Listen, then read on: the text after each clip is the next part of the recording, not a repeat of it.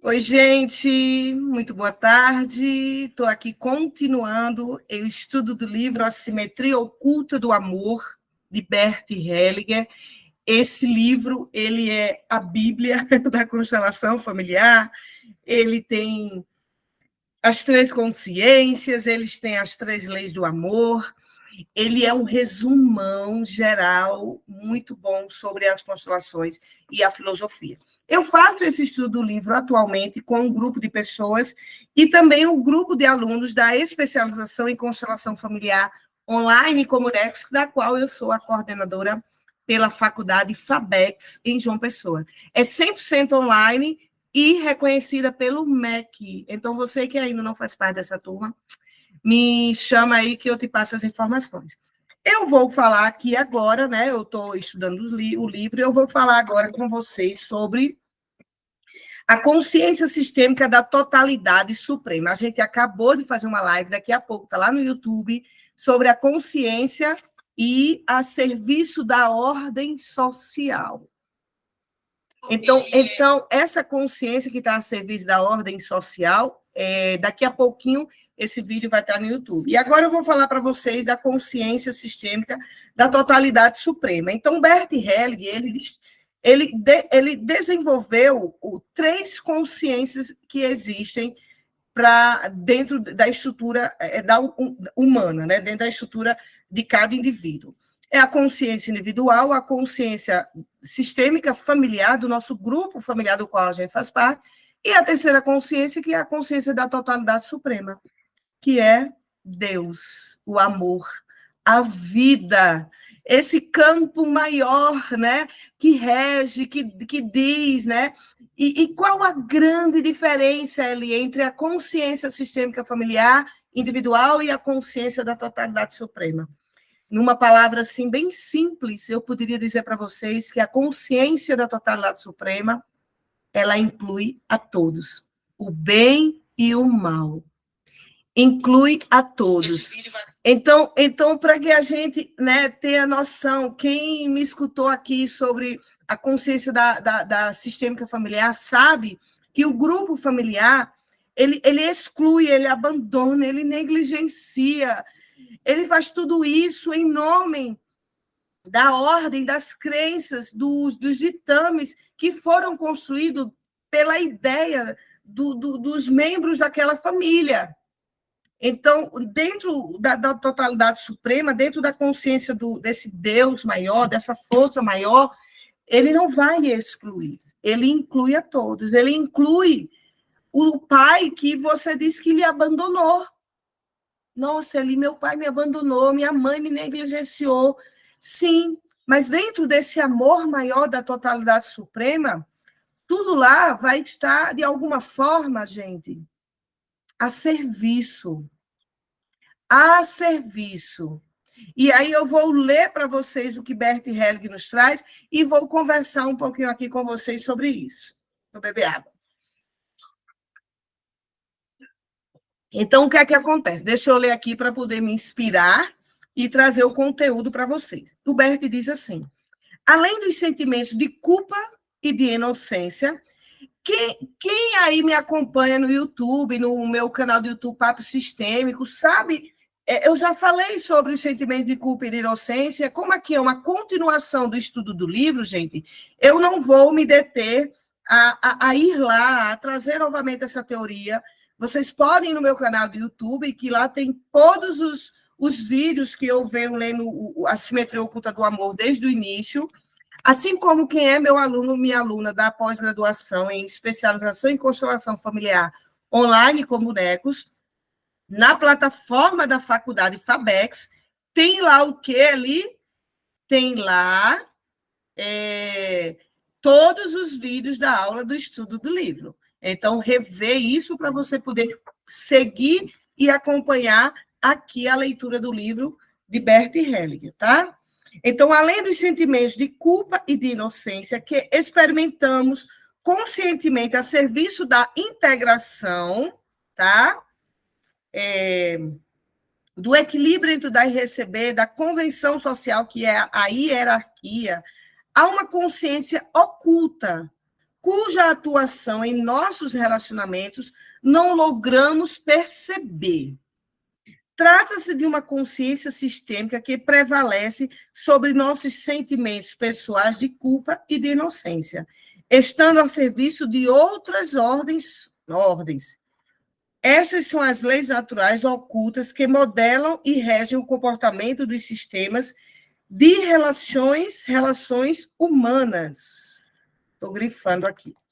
Elas constituem, em parte, as forças naturais da biologia e da evolução.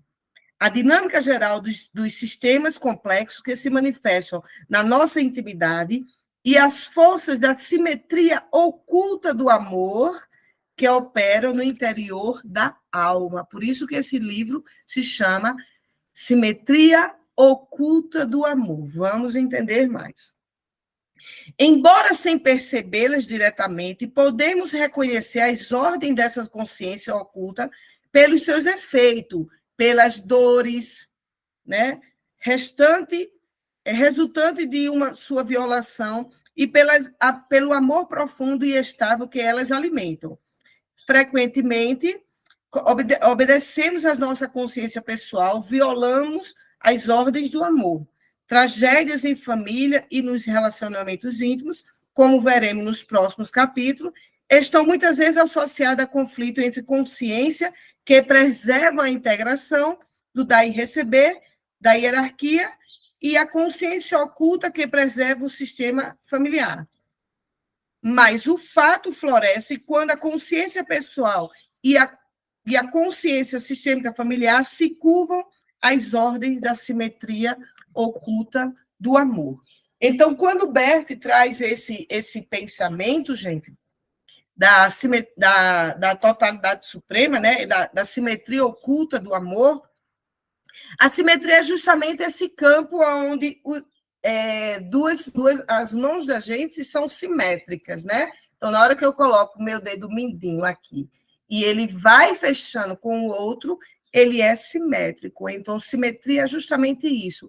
É esse âmbito que vamos chamar de sombra, né? De sombra sobre esse outro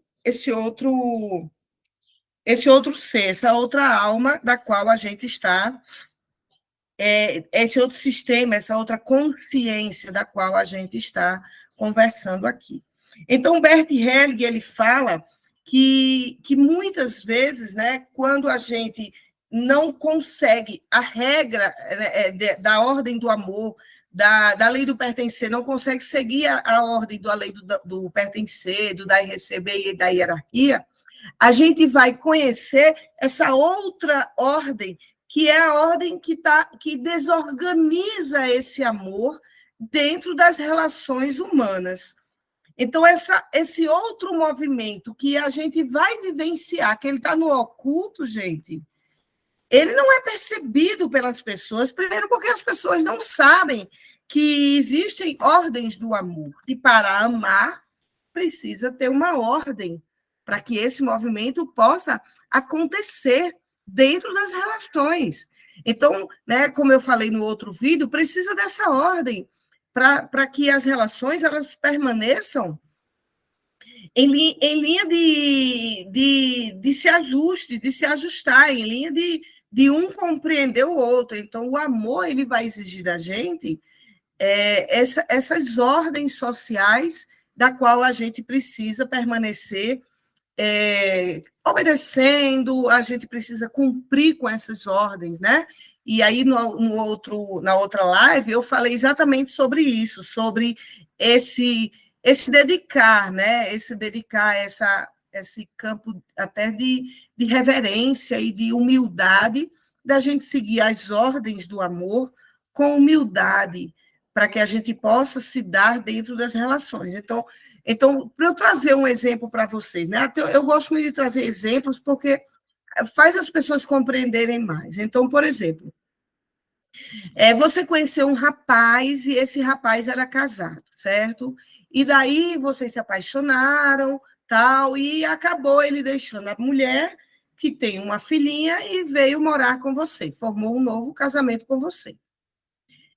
É preciso dessa segunda esposa ela ter humildade para ela reconhecer que a primeira mulher desse homem é essa outra. É essa outra. E se ela tiver um filho com esse homem, esse daí será o segundo filho dele, não o primeiro. Isso parece, Eli, isso é muito óbvio, né? Assim, eu sei, quando eu conheci, ele era casado, eu conheço, né? Sei de tudo isso, é muito óbvio. Mas, gente, em consultório, eu recebo várias histórias, sabe? E tem histórias assim de relações onde a pessoa ela está se dando um conflito com o marido, né? Justamente por não respeitar essa ordem de chegada primeira na vida desse homem. Né? Parece muito pouco, parece óbvio, mas a pessoa ela chegou para mim e disse assim, eu disse assim, traga aqui a primeira esposa dele e a filha dele. Ela disse, já entronchou meio que a cara, né? Tá certo. Aí trouxe uma bonequinha, eu coloco aonde a filha dele? Coloque lá longe, bem longe da gente.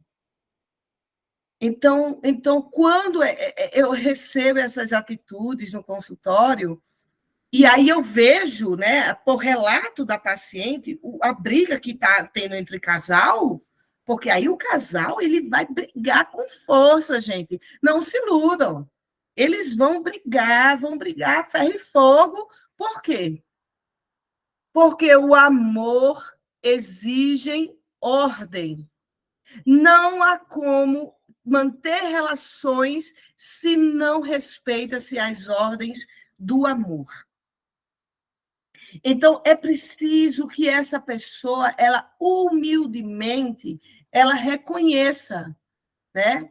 Ela reconheça através de uma voz interna, através de um processo terapêutico, que aquele homem agora é pai do segundo filho, e não de um primeiro, como essa minha paciente disse. Não, ele é pai do meu filho. Sim, é a primeira filha. Ele vê de vez em quando, a mãe também não quer nem que ele veja, aí já o angu fica maior da briga, né? Então, eu estou trazendo esse exemplo para vocês terem uma noção de como, quando a gente não conhece as ordens do amor, as relações vão truncar. E elas vão truncar, porque o amor, ele é exigente. O amor, ele vai dizer, não vai, não anda. Você não anda com o seu marido enquanto você não respeitar a primeira mulher dele e a primeira filha. E isso também vai acontecer, gente, quando a gente se relaciona com um homem e aí a gente não quer respeitar a mãe desse homem. Não, Eli, mas você é porque você não conhece, Eli. A minha sogra ela é muito ruim, ela não me considera. Tudo bem. A gente não está falando dela, a gente está falando de você.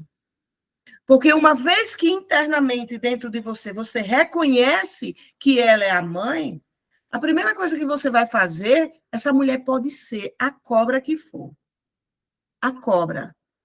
Primeira coisa que você vai fazer é nunca falar mal desta criatura, que é a mãe dele, para ele. É a primeira coisa na regra da ordem da qual você quer vivenciar com esse teu marido ou com essa tua esposa. Porque, gente, é lógico, sistêmico. Ele é filho desta mulher. A alma dele exige honra a vida que ela deu a ele. Para você, ela pode ser a cobra. Para ele, não. Então, é preciso até ser uma mulher sábia, né? Para construir e edificar a família nessa base sistêmica. É preciso esse movimento. Deixa eu ler um pouco mais aqui para vocês, para a gente poder caminhar aqui. Tem algumas partes aqui do livro de Bert Helling que ele traz historinhas, eu não vou ler, tá, gente? Eu vou passando, porque aí a gente adianta, a parte mais teórica do conteúdo é mais importante. Depois você, que é meu aluno aqui, você pode ir lá e dar uma lida nas histórias, que também é muito interessante. Aí ele diz assim, a quebra do feitiço. Quem deseja esclarecer o mistério da simetria oculta do amor penetra no labirinto intricado e precisa levar consigo muitos rolos de barbante para distinguir o caminho de volta à luz do dia dos que descem para o abismo. Somos obrigados a avançar nas trevas, enfrentando os enganos e ilusões que nos enredam. Quando o Bert fala isso, é justamente isso que eu falei para vocês, né? Na hora que eu não respeito a primeira mulher do meu marido, né? Claro que eu quero ela distante, mas eu tenho que respeitar. Na hora que eu não respeito a primeira filha do meu marido, a simetria oculta do amor vai ser justamente aquele oposto que eu vou viver na briga, naquela regra que eu não cumpri, que eu não respeitei da ordem do amor, dos relacionamentos. E aí o Bert diz assim, somos obrigados a avançar nas trevas, enfrentando os enganos e ilusões que nos enredam, embotam nossos sentimentos e paralisam nossa compreensão à medida que tentamos desvendar os segredos do bem para além da culpa e da inocência.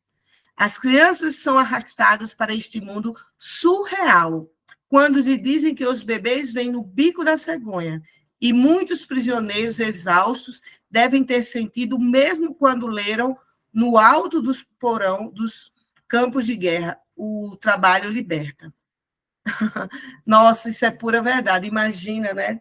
Quando diz o trabalho liberta. E aí você está no campo de guerra. O Bert Helling, ele participou da guerra, né? Ele foi convocado e, na época, como todo o período de guerra, homens não podiam dizer que não iriam. E acho que é por isso que ele trouxe essa fala, né? Dizer dentro de um porão do campo de extermínio que o trabalho liberta.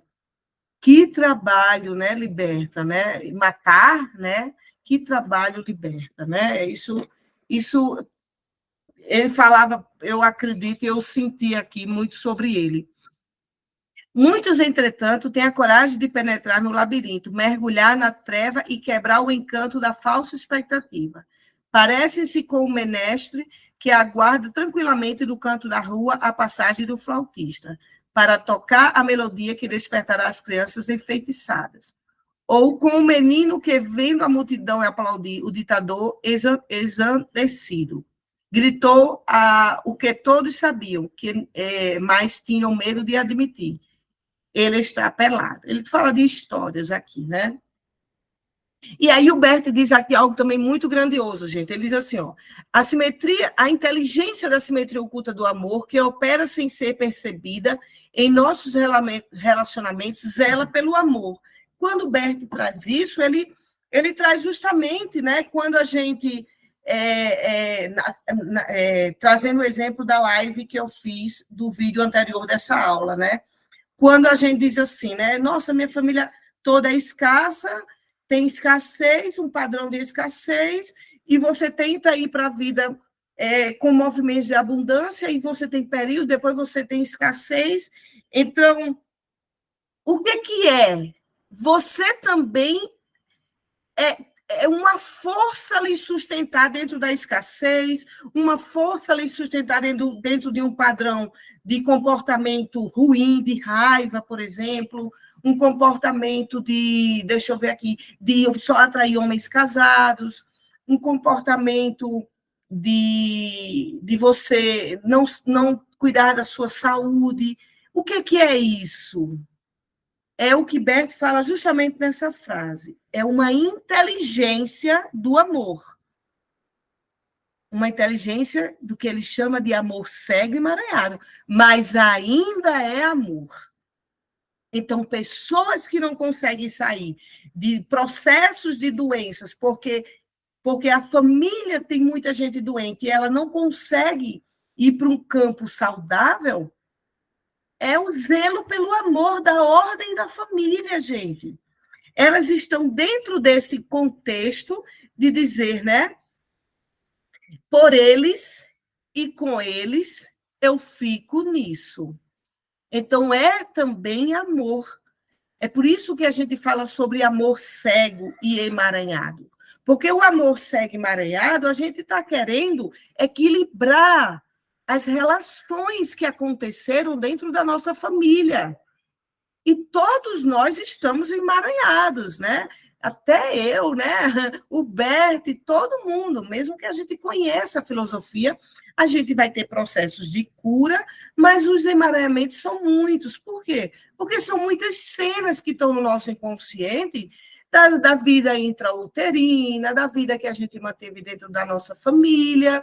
Então, tudo isso está no nosso inconsciente e vai reverberando até a gente tentar equilibrar através de um processo terapêutico de cura. Então, quando o Bert fala dessa, né, eu vou reler aqui para vocês, quando ele fala assim, ó, a inteligência da simetria sistêmica do amor, que opera sem ser percebida em nossos relacionamentos, zela pelo amor. Então, você também está amando quando você, inconscientemente, por uma força que doma você, que segura você, quando você não consegue mais na vida. Quando você fica no padrão de escassez, no padrão de doenças, no padrão de raiva. Você também está amando, só que amando alguém lá atrás e dizendo: olha, eu fico com você, mamãe, na solidão. Então, a pessoa chega para mim, constelar, e diz assim: Ali, olha, eu não consigo me casar. E não é só isso, os homens não me veem. Eu acho incrível, eu passo e os homens não me veem ali. Tem algo estranho. E aí, quando a gente vai desconstruir através da cena e das técnicas da constelação, a gente vê que essa pessoa ela está completamente na promessa inconsciente à mamãe que se separou e está 50 anos só. E aí, uma filha, né, que deseja agradecer a vida, mãe, olha, gratidão pela vida, é como se a alma tivesse um pequeno defeito, ao invés de ela dizer, mãe, ó, tudo bem, obrigado pela vida, mas eu vou fazer diferente. Aí a alma não consegue. A alma não consegue. Peraí, minha mãe está só, faz 50 anos. Eu vou ficar só para ela saber que eu a amo. É por isso que eu falei no vídeo anterior e falo e repito nesse, tudo começa no nosso desejo de sermos amadas, de nos sentirmos amadas e amados. E quando a gente não se sente parte integrante e pertencente ao nosso sistema, a nossa alma vai entrar para a simetria oculta do amor, para o outro lado do amor, aonde ele vai ressoar, tentando repetir os comportamentos, os ditames, as crenças, os tabus, as ideias toscas que foram construídas pelo nosso sistema familiar. E pasmem, gente, a gente repete esses comportamentos aliviada. Olha isso. A respiração acalma. Em consultório, eu tenho uma experiência de gente respirar tranquilamente ao dizer para a mãe, dentro de uma cena de constelação familiar, mamãe, eu também paro a minha vida. E a pessoa, sem nem perceber que a respiração dela se acalmou, que ela ficou em paz, que agora está tudo bem, porque ela expressou que ela também para a vida para poder se igualar à mãe dela, na mesma dor. E trazendo novamente para vocês, né, o que Bert fala, é por isso que a frase a felicidade assusta, é um perigo ser feliz, é real. Porque nós temos medo de encontrar um bom marido, um bom companheiro, uma boa companheira, e sermos felizes e olhar para trás e ver a mãe da gente só. Estou trazendo aqui esse exemplo. E ver a mãe da gente só, há 50, 60, 70 anos de solidão. Então, é por isso que a felicidade assusta, porque inconscientemente a gente vai entender que a gente é muito diferente da mamãe e de que a gente se afastou da ideia dela de vida, porque a ideia dela, quer queira ou não, é uma decisão. Eu fico só. Ela está dizendo, está fazendo essa decisão consciente, inconsciente, expressando, falando, né? Quantas mães não dizem? É melhor só do que mal acompanhada. Quantas mães eu não escuto dizer isso? Case com o seu trabalho, filha. Homem não presta. Olhe, filha, homem não presta. Vá por mim, é a minha experiência. O que é que essa mulher está dizendo? Que egrégora de luz e de energia ela está formando no corpo dela. E que é melhor só. Então, também há uma decisão da mãe que está esse tempo só, de ficar só. A gente também precisa olhar a mãe da gente como adulta. Não só como santa, como a gente quer, dentro desse arquétipo, né, de Maria, né, a mãe de Jesus, a gente traz esse arquétipo, a humanidade traz esse arquétipo. Então, a gente também precisa olhar a nossa mãe como a mulher que decide. E ela decide coisas que para a gente não é bom, que a gente não concorda, mas ela decide. Nos ditozinhos populares, nas brincadeirinhas, nas piadinhas. Ela está decidindo as ideias da vida dela. E com muita coragem, em busca da nossa felicidade, a gente precisa dizer: eu vou além. Eu vou além sem culpa. E ainda assim pertenço. Pertenço totalmente diferente de vocês. Mas eu pertenço. E aí, em alguns sistemas, você pode até dizer, mesmo vocês não se alegrando com a minha ordem de pertencer, eu me sinto pertencente de longe, diferente de vocês. Não é a gente parar nossa vida para aguardar a hora que a mamãe vai dizer: nossa, teu cabelo está muito lindo. Nossa, filha, o que tu faz é tão bonito para a humanidade. Se você for aguardar essa hora, a vida vai passar. Você vai perder energias. Você vai paralisar a sua vida. É você, é de dentro de você que tem que sair. Eu vou por mim. Eu continuo por mim. Eu faço isso por todos, mas eu faço distante. Que não tenha sido em vão, mamãe, tanto sofrimento com essa solidão que a senhora passou. Então, eu agora me coloco à disposição para encontrar alguém que alegre a minha vida e eu a vida dele. Entenderam, gente? Então, é um processo, a constelação familiar é de você para ter o sistema. E a gente vai sair, vai romper com essa simetria oculta do amor, quando a gente tem uma coragem da gente ir em busca da felicidade das nossas ideias. Ah, bebe 3 litros de água por dia. Aí você fala, você leva lá a garrafinha para o teu sistema, eu vou buscando exemplo na minha cabeça. E aí você está lá no meio da família, todo mundo tomando chopp, gin, vinho, e você na aguinha. O que é que essa família vai começar a fazer? A fitness. Só quer ser saudável, e bararê, barará. Essas brincadeirinhas, não tem um ditado que diz toda brincadeira tem um fundo de verdade, né? Então, essas brincadeirinhas, essas piadinhas, gente, é um movimento que eles fazem sem nem perceber, que é o movimento da consciência sistêmica familiar, da qual eu falei no outro vídeo. Então, a consciência sistêmica familiar, ela tem ordens, tem regras, tem ideias, tem formas de ver a vida, e ela quer que todo mundo pense exatamente assim. Todo mundo pense exatamente como eles pensam, quadradinhos.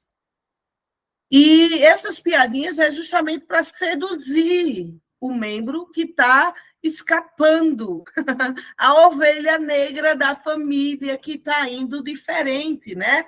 Eu sempre digo nas minhas formações que a família, a consciência sistêmica familiar, ela se compara, quem conhece aí, uma corda de caranguejo. Quem não conhece, coloca aí no YouTube, no Google, para vocês verem como se comporta uma corda de caranguejo.